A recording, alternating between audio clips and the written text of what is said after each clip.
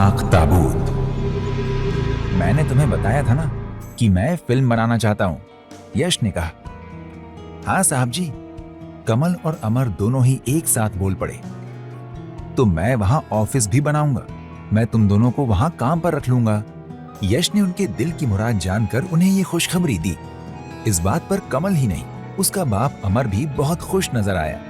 यश ने उन्हें काम देने की बात इसीलिए कही थी कि उनके गांव में उसे उनकी वजह से कुछ सुविधा हासिल हो सके। कुछ साल पहले भी मैं यहाँ आया था, तुम मुझे कुछ जाने पहचाने से लग रहे हो। यश ने अमर का चेहरा गौर से देखते हुए कहा। आप भी मुझे जाने पहचाने से लग रहे हो साहब, अमर ने कहा। तब आपकी उम्र काफी कम थी। कम तो तुम्हारी भी थी, हमने कहीं एक दूसरे को देखा होगा, यश ने कहा। ऐसा ही हुआ होगा साहब, अमर ने कहा। और भी नौजवान थे ना आपके साथ, कैंप लगाया था आप लोगों ने, अमर ने याद करते हुए कहा। हम कुछ दोस्त यहाँ पिकनिक मनाने आए थे, यश ने बताया। आप वहां कब तक रुकेंगे, अमर ने पूछा। 2-3 दिन लग सकते हैं लोकेशन ढूंढने में, यश ने जवाब दिया। यश ने यह जवाब सिर्फ बात खत्म करने के लिए दिया था, वरना वो अभी फैसला नहीं कर सका था कि आने वाले दिनों में उसे क्या करना है और गांव में कितने दिन रुकना पड़ेगा। ये सब सोचने की तरफ उसका दिमाग ही नहीं जा रहा था। उसे तो बस हवेली छोड़ने की जल्दी पड़ी थी। वो निशा से जितनी जल्दी हो सके दूर होना चाहता था, जिसकी शख्सियत उसके लिए बहुत रहस्यमय बन चुकी थी। साहब, अमर बोला, तब तो आप लोग टेंट लाए थे, अब 2-3 दिन रुकेंगे तो कहाँ रहेंगे? बताया था ना, हमारी गाड़ी पंचर हो गई है, सोचा था कि उसी में आराम कर लिया करेंगे। अभी सोच ही रहा था कि अब क्या किया जाए, गांव में दुकानें तो होंगी ही।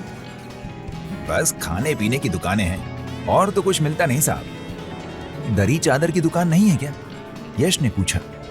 नहीं साहब, इस तरह का सामान तो लोग शहर से मंगवाते हैं। वैसे दरी चादर के बारे में आप क्यों पूछ रहे हैं साहब? बस एक दरी एक चादर मिल जाए तो मैं किसी पेड़ के नीचे बिछाकर सो जाया करूंगा, यश ने कहा। क्या तुम्हारे घर में कोई दरी चादर है? वो मैं जाते समय वापस कर जाऊंगा, यश ने उससे कहा। कैसी बातें करते हैं आप साहब, हम गांव वाले तो मेहमानों का बहुत ख्याल रखते हैं। आप जितने भी दिन रुकें हमारे घर में रहिएगा। अरे नहीं, तुम लोगों को कष्ट होगा, यश ने कहा, जबकि वो इन लोगों से कुछ इसी तरह की उम्मीद कर रहा था। कोई कष्ट नहीं होगा साहब जी, इस बार कमल बोल पड़ा। एक कमरा खाली कर देंगे आपके लिए।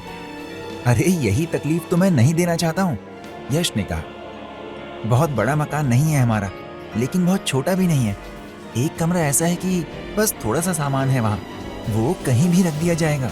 1-2 बिस्तर का बंदोबस्त तो हम रखते ही हैं कि दूर गांव से कोई जानने वाला आ जाता है तो जरूरत पड़ती ही है। मेहमान तो आते ही रहते हैं ना, उनके लिए तो इंतजाम रखते ही हैं। अगर तुम लोगों को इससे कोई तकलीफ नहीं होगी तब तो ये मेरे लिए बहुत ही अच्छा है, यश ने खुश होकर कहा। कोई तकलीफ नहीं होगी साहब, अमर बोल पड़ा। इस तरह यश अपने मकसद में कामयाब रहा। उसने इन दोनों को शहर में काम देने की बात इसीलिए की थी कि गांव में इन लोगों की वजह से कुछ आसानी हो जाए और कुछ सुविधा मिल जाए कि गांव में रहकर शांत मन से वो इन हालात पर सोच सके। वो चिंतित राज को लेकर भी था कि पता नहीं उसका क्या होगा। उसके ख्याल से उसने तो शिकारी के पास शिकार छोड़ दिया था। तभी जेब में पड़े हुए मोबाइल फोन की आवाज ने यश का ध्यान खींचा। उसने जेब से मोबाइल निकाला, कॉल करने वाला राज था।